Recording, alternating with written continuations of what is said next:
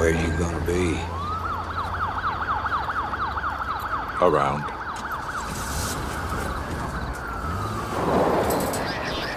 I'll be around.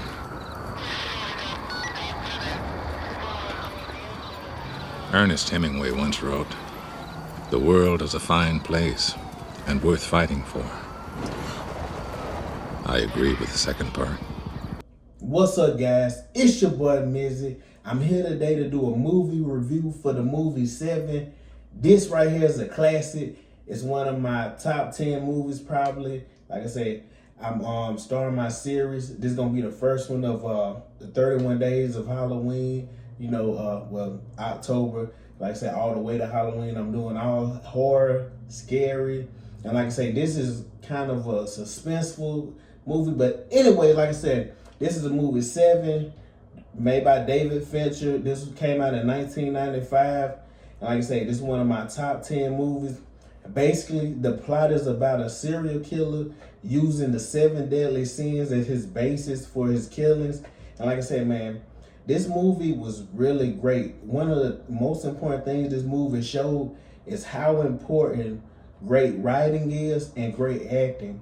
A lot of people get so caught up in today's, you can have all this AI, you can have all these special effects in the movie, but a lot of movies are suffering because the storytelling is bad. Like I say, we've seen what happened with Marvel since Infinity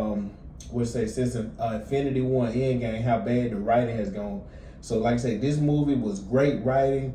And like I said, man, this movie, like I said, the plot was about a serial killer with the 7 deadly sins. And so it's dealing with Morgan Freeman. He's a veteran detective. He's a detective about to retire in 7 days. The movie kind of gives you a twist in the beginning, because when they say he's retiring in 7 days, you start to think like, okay, the movie will be based on him and his retirement. But no, it's based on the 7 deadly sins.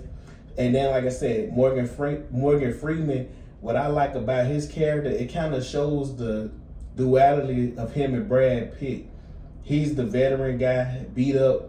He's been on the job for years. I don't remember if they say, but he talks about how bad the world is and how he kind of lost hope for the world. He doesn't have, it's doom and gloom. And then you have Brad Pitt character. He's a young guy. He's excited, ready to get out there. He even tells Morgan Freeman, when Morgan said he doesn't want to take the case after the first murder, Brad Pitt is like, man, I'll take it if he don't want to. And then Morgan Freeman says he's not ready. And I don't think he was saying he wasn't ready because he wasn't a good detective. He just knows he's so gung-ho that he's not like very attention to detail. He's leading with his emotions. Even when it showed in the movie when with the photographer, when they went in and the guy, on the bed and stuff, and when they came out, who actually came to be, it was Kevin Spacey, the cameraman. But like I said, that just showed his emotions. But anyway, like I said, man, it was a simple premise. If you really look at this movie, it's a simple premise. It's a serial killer movie, straight to the point. But like I said, man, it was great acting and great writing. And then, like I said, the movie is interesting because the only kill I feel like that was on scene, that we seen, was the one at the end. Is Kevin Spacey, killed by Brad Pitt. And all the other ones, you just you see afterwards. You see the guy in the beginning, the fat guy. And then, like I said, you see the other ones. Like, they let you use your imagination, because some of these, they were so grotesque, you wouldn't even want to see.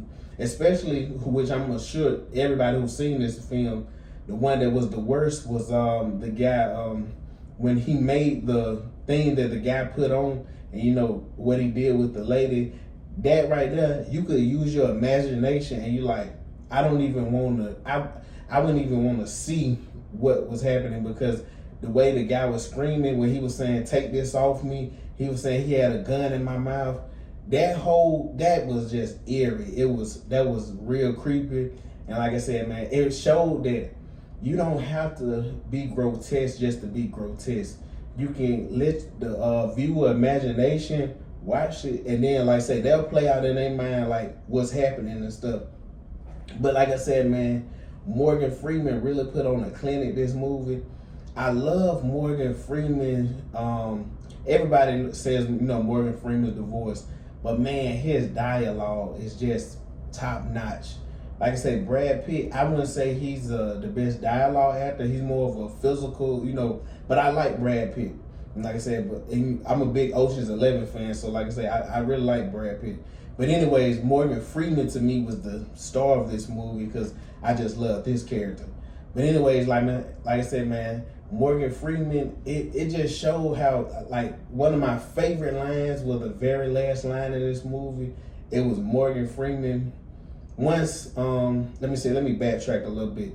When Morgan Freeman and, Brad Pitt there, Kevin Spacey leading them, talking about the last 2 kills, when they lead them out there, and we don't know, at the moment when I was watching it, like I said, I watched this movie plenty of times. When I was watching it at first, I was thinking the last 2 kills are going to be Morgan Freeman and Brad Pitt.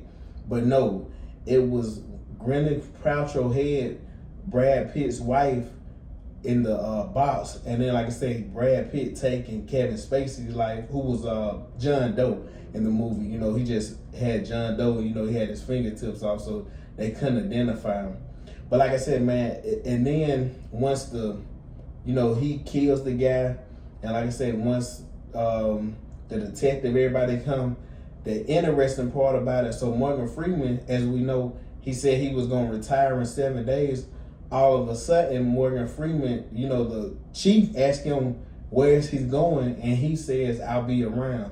It almost indicates to me that he was going to retire, but now he has a change of heart. I don't know if he had a change of heart because, he sees like this world still, even though it's horrible and disgusting, it needs people that's going to fight for us and solve these murders and solve these cases. Because if you don't have nobody, what would happen? The world would just run amok. And then, like I said, I love the last quote. I forgot, I should have wrote it down, but it said something about Aaron Hemingway or something. It was saying something about the world is a nice place or a good place. And then he said, and we're fighting for, and Morgan Freeman says, I agree with the second part. He's practically saying, I don't agree with the world being a good place, but I agree it's worth fighting for.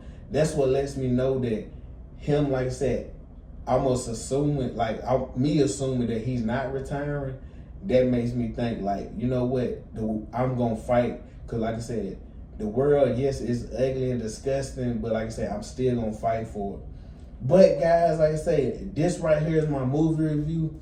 I'm gonna do one every day. And like I said, man, I don't want to make these too long. I just want to, because a lot of these films, like I say, I love, and I just want to shed light on them. And all these movie reviews will be, with like I say, spoilers. So like I say, man, everybody like, comment, subscribe. I love all the love. Like I say, I'm on fitness content, gaming, and all that. But we out here. And like I say, hey, happy Halloween to everybody. Your boy Mizzy.